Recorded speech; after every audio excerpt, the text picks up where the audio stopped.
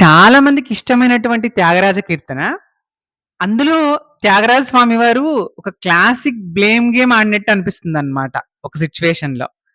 ఎలా అంటే ఖగరాజు నీ ఆనతి వినివేగ చనలేదో ఖగరాజు నీ ఆనతి వినివేగ చనలేదో గగనానికీలకు బహుదూరం బనినాడో. అంటే త్యాగరాజ స్వామి ఇక్కడ రాముడితో అంటున్నారనమాట. నువ్వు నన్ను కరుణించాలని, నాకు దర్శనం ఇవ్వాలని, నా దగ్గరికి రావాలని చెప్పినా కూడా ఖగరాజు అంటే పక్షిరాజు గరుత్మంతుడు అంటే స్వామివారికి వాహనం కదా, విష్ణు స్వరూపమే కదా శ్రీరాముల వారు. ఆయన నీకు వాహనంగా రావడానికి సిద్ధంగా కదలలేదేమో. అంటే డైరెక్ట్ గా నీకు నన్ను కరుణించాలనే ఉంది. అంటే ఒక రకంగా గజేంద్ర మోక్షం లాగా ఉందన్నమాట ఈ సిచ్యువేషన్ నాకు అనిపించింది. నీకు నన్ను కరుణించాలని ఉంది, కాకపోతే గరుత్మంతుల వారు నువ్వు చెప్పినప్పుడు కదలలేదు. అదొకటి ఫస్ట్ సైలెంట్ గా బ్లేమ్ అన్నమాట. అప్పుడు గరుత్మంతుల వారు ఏమనుకోవాలి, నాకు చెడ్డ పేరు వచ్చేస్తుంది, భక్తుడిని స్వామివారు కాపాడాలనుకున్నా కూడా, కరుణించాలనుకున్నా కూడా నేను సహకరించట్లేదు, అంటే నా యజమానికి నేను సహకరించట్లేదు, భక్తుడికి నేను సహకరించట్లేదు అని గరుత్మంతుల వారు కూడా చెప్పుకోవాలన్నమాట రాముల వారికి. స్వామి మీరు తొందరగా ఆ శ్రీరామ అవతారంలో మన త్యాగరాజ స్వామి ఇంటికి వెళ్ళాలి, ఆయన మనం ఆదుకోవాలి, ఆయనకి మీరు దర్శనం ఇవ్వాలి, లేకుంటే బ్లేమ్ మొత్తం నా మీదకి వస్తుంది అని. నెక్స్ట్ సెకండ్ డిస్టెన్స్ మీద బ్లేమ్ అన్నమాట. గగనానికి ఇలకు బహుదూరం బనినాడో. అంటే మనోవేగంతోనే ఆయన బాల్యంలోనే స్వర్గానికి వెళ్లి అమృతాన్ని తెచ్చాడనమాట.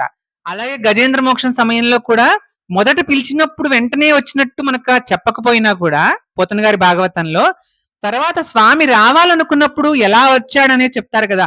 సిరికిన్ చెప్పడు శంఖ చక్రముల్ అనే పద్యం చెప్తారు కదా. అంటే అంత ఫాస్ట్ గా తను గరుడ వాహనం మీద వచ్చినట్టు మనం పిక్చర్స్ లో కూడా చూస్తుంటాం. స్వామి అలా వచ్చి ఆ మొసల్ని సంహరించి గజేంద్రుడిని కాపాడాడు తన భక్తుడిని అని.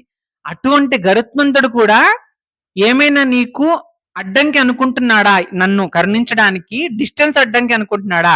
గగనానికి ఇలకు అంటే ఈ భూమి మీదకి రావడానికి నిన్ను తీసుకొని నా కోసము డిస్టెన్స్ ఎక్కువ ఉందని ఏమన్నా చెప్తున్నాడా? ఇదొక సెకండ్ క్లాసిక్ బ్లేమ్ గేమ్ అన్నమాట.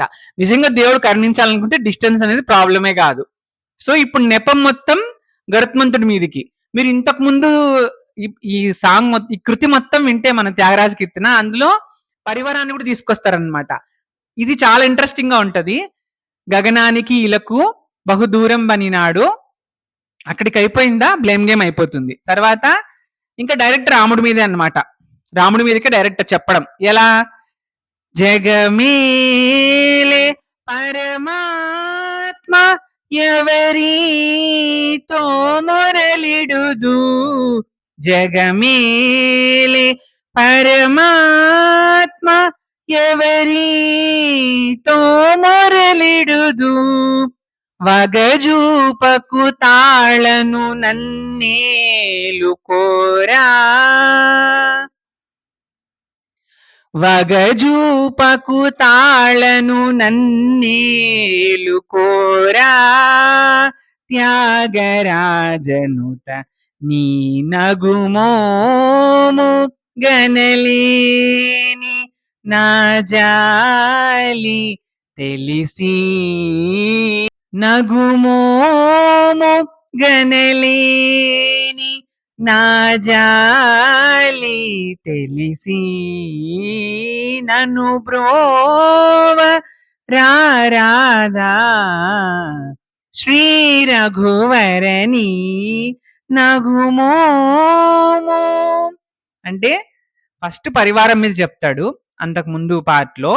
ఇప్పుడు నేను చెప్పిన పార్ట్ లోనేమో ఫస్ట్ గరుత్మంతుడిని, అంటే వాహనం నీకు సహకరించట్లేదా నన్ను కరుణించడానికి, డిస్టెన్స్ ఎక్కువ అని అనుకుంటున్నాడా గరుత్మంతుడు అని అలా చెప్పిస్తాడనమాట. ఫైనల్ గా ఏంటంటే ఇంకా స్వామి మీదనే, జగమేలే పరమాత్మ ఎవరితో మొరలిడుదు అంటే ఈ జగత్తు మొత్తాన్ని పరిపాలించేది నువ్వే. మరి నాకేదన్నా ప్రాబ్లమ్ వస్తే, నాకేదన్నా కావాలంటే ఇంకొకరితో ఎవరితో మొరపెట్టుకోవాలి నేను? సో, ఇది నీ డ్యూటీ. ఎందుకంటే జగత్తుని నువ్వే పరిపాలిస్తున్నావు గదా! You are like in charge total for this cosmic universe. So, నేను నిన్నే అడుగుతాను. సింపుల్ ఇది. మరి ఇంకెవరిని అడగమంటావు నన్ను? అదొక టైప్ ఆఫ్ క్వెషనింగ్ అన్నమాట. తర్వాత వగజూపకు తాళను నన్నేలుకోరా. ఈ వగజూపకు అనే మాటకు డిఫరెంట్ మీనింగ్స్ వస్తాయి. అంటే క్లాసిక్ మీనింగ్ లో నన్ను ఇగ్నోర్ చేయొద్దు అన్నట్టు మనం తీసుకున్నా కూడా పర్టికులర్ గా మేము మాట్లాడే లాంగ్వేజ్ మా సైడ్ కి ఒక చిన్న కనెక్షన్ ఉంటది అనమాట. అంటే దీన్ని నేను ఈ విధంగా ఆలోచించాను. వగజూపకు అంటే మేము ఏదైనా కొంచెం నాటకాలు ఆడుతున్నా కూడా, కొంచెం ఇగ్నోర్ చేస్తున్నా కూడా, జనరల్ లైఫ్ లో కూడా ఈ మాట వాడతాం అన్నమాట. ఫ్రెండ్స్ దగ్గర కానీ ఎవరి దగ్గరైనా వగలబడద్దు అంటాం. అంటే నీ నాటకాలు, నీ అంటే ఒక రకంగా చెప్పాలంటే చేయాల్సింది చేయకుండా ఏదేదో చెప్పడం అన్నమాట. అంటే కొంచెం ఇగ్నోర్ చేస్తున్నట్టు, బ్లఫ్ చేస్తున్నట్టు అన్నమాట ఒక రకంగా. అట్లా వగజూపకు తాళను నన్నేలుకోరా, నా మీద వగ చూపించొద్దు, నన్ను ఇగ్నోర్ చేయొద్దు, నువ్వేవేవో అనుకుంటూ ఒక రకంగా చెప్పాలంటే నాకు అట్లా అనిపించింది అన్నమాట. నువ్వేవో సాకులు చెప్పుకుంటూ నువ్వు అట్లా రాకుండా ఉందాము, తప్పించుకుందాము, లేకపోతే ఏదైనా నాటకాలు ఆడదాము అని అనుకుంటున్నావా? అట్లా అనుకోవద్దు. నన్ను నా మీద పార్షియాలిటీ చూపించొద్దు, నన్ను ఇగ్నోరెన్స్ లో పెట్టద్దు త్యాగరాజు. నువ్వు నన్ను ఇగ్నోర్ చెయ్యొద్దు, నన్ను సపరేట్ చెయ్యొద్దు నీ నుంచి అన్నట్టు వగజూపకు తాళను. ఇంక నేను ఉండలేను స్వామి. అది భక్తిలో ఉండే విరహం అన్నమాట. స్వామిని చూడాలి, స్వామి దర్శనం కోసమని. వగజూపకు తాళను నన్నేలుకోరా, నన్నేలుకోవయ్యా త్యాగరాజునుత.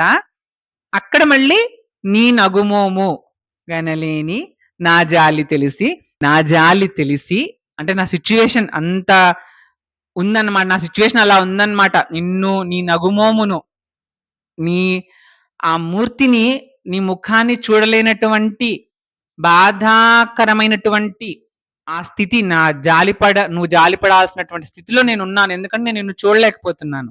నీ నగుమోము గనలేని నా జాలి తెలిసి, నా సిచ్యువేషన్ తెలిసి నన్ను బ్రోవ రారాదా శ్రీ రఘువర.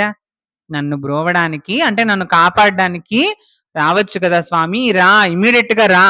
ఇన్ని రకాలుగా చెప్తున్నాడు అనమాట. ఫస్ట్ నగుమోము చూడలేని స్థితిని గమనించమంటాడు. తర్వాత పరివారం గురించి చెప్తాడు. నువ్వు వస్తానంటే మాత్రం నీ పరివారంలో ఎవరైనా వద్దంటారా? అలాంటి వాళ్ళు ఎవరు లేరు నీ పరివారంలో, కాబట్టి నువ్వు వాళ్ళ మీద చెప్పడానికి కూడా లేదు. అంటే ఇండైరెక్ట్ గా వాళ్ళు కూడా చెప్పాలన్నమాట, త్యాగరాజ స్వామి నువ్వు వెంటనే కరుణిచ్చు, లేకపోతే మాకు బ్లేమ్ వస్తుంది అనేసి, మేమేమైనా నిన్ను ఆపుతున్నామా అని. తర్వాత గరుత్మంతుడి మీద, తర్వాత డైరెక్ట్ స్వామి మీదకే. అంటే ఇది భక్తిలో అత్యంత ఉన్నతమైన స్థితికి చేరిన వాళ్ళకి మాత్రమే, అంటే తనను తను పూర్తిగా అర్పించుకున్న వాళ్ళకి మాత్రమే భగవంతుడికి ఆ హక్కు అనేది ఉన్నట్టు అనిపిస్తుంది అనమాట. మనం అనలేం కదా, మనం దేవుణ్ణి నేను అనుకున్నది ఏదైనా నువ్వు చేయలేదంటే దేవుడా నేను అనుకున్నది చెయ్యి అని మనం అడుగుతాం. కానీ ఇక్కడ భక్తాగ్రేసరులు వాళ్ళు చెప్పే విషయాలు ఎలా ఉంటాయంటే, నువ్వు ఎందుకు చెయ్యవు అంటే అంతగా వాళ్ళు దేవుళ్ళో లీనమైపోయి ఉంటారనమాట. ఆ రామనామ జపంలో ఆ త్యాగరాజ స్వామి వారు అంతగా లీనమైపోయేసి రాముడి గురించి, జగమేలే పరమాత్మవు నువ్వు, నా మీద వగ చూపించద్దు, నువ్వు నన్ను ఆదుకోవాలంటే ఆదుకోవాలి, నువ్వు నాకు దర్శనం ఇవ్వాలంటే దర్శనం ఇవ్వాలి, ఒకటే నువ్వు జాలి పడాలి నా మీద. ఎందుకు? అది నీ బాధ్యత కూడా మళ్ళీ. అంటే ఇది రెండు రకాలుగా ఇరకాటంలో పెట్టినట్టు అనమాట. నేను మంచివాడినే, నేను మంచివాడినే, నువ్వు నా పని చేసి పెట్టాలి.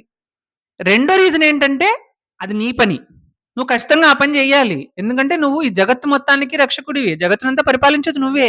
మరి నాకేదైనా ప్రాబ్లం వస్తే నువ్వేగా తీర్చాల్సింది.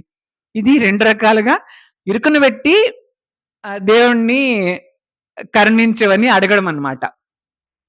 నాకు ఈ పాట అనేది చాలా బాగా అనిపిస్తుంది. నేను ఈ పాట ఆల్మోస్ట్ రోజు తలుచుకుంటాను. ఈ పాట చాలా వెర్షన్స్ ఉన్నాయి, కానీ నాకెందుకు భానుమతి గారి వెర్షన్ చాలా బాగా అనిపిస్తుంది ఈ సాంగ్. అందున ఈ పర్టికులర్ పార్ట్ లో గగనానికి ఇలకు బహుదూరం బనినాడు అనే దాంట్లో ఆ 2 సార్లు ఆమె పాడినప్పుడు 2 సార్లు డిఫరెన్స్ కనిపిస్తుంది అనమాట. 2 సార్లలో ఒక చిన్న డిఫరెన్స్ అనేది అది భలే అనిపిస్తుంది. అది గగనానికి ఇలకు బహుదూరం బనినాడో అని ఒక లైన్ వస్తుంది.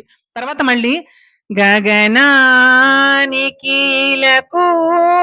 బహుదూరం బనినాడో అంటే నేను అంత ఇమిటేట్ చేసి కరెక్ట్ గా చెప్పలేకపోవచ్చు కానీ ఆ ఫీలింగ్ ని మీరు ఒకసారి వింటే గనక యూట్యూబ్ లో ఉంది. భానుమతి గారి వర్షన్ వివాహ బంధం సినిమాలో పాడారు ఈ పాటని నగుమోము గనలేని దాంట్లో.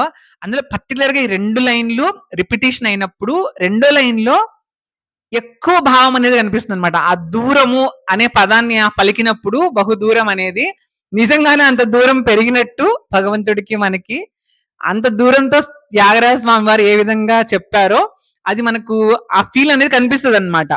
ఒకసారి వినండి అది బావుంటది. కృతి చాలా పాపులర్ ఇది. 'నగుమోము గనలేని' ఒక్కసారి విని చూడండి. ఎంత అడిక్టివ్‌గా ఉంటదంటే ఇది మళ్ళీ రోజు వినాలనిపిస్తుంది. శ్రీరామ జయం.